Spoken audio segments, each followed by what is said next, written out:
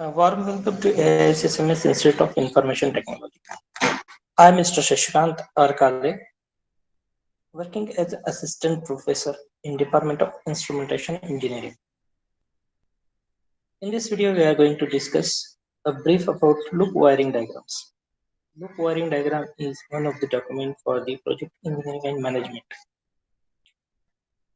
Sometimes it is not possible to show all the loops in the ENID, which is the most popular document in the project engineering and management. So in order to show all these loops in detail, we need to go for this kind of document. This document is developed or designed based on the International Society of Automation Standard called ISA S5.4. It illustrates control philosophy of that particular loop.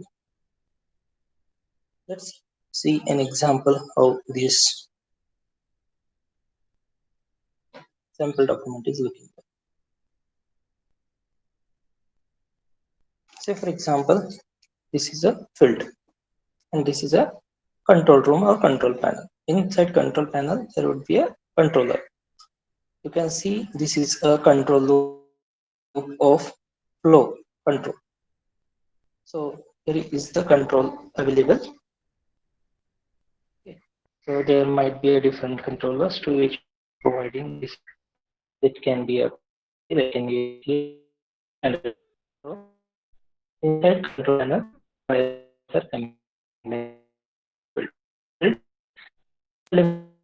here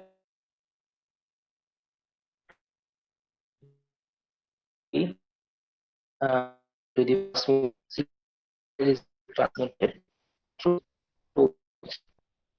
there is a junction box going to the cabling one more junction box then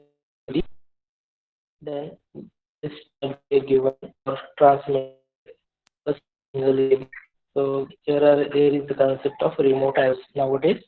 So this all signals are transmitted using a single multi-core cable if it is connected by wires, isolated wires, and it would be a single cable if it is connected using a different remote IO technology.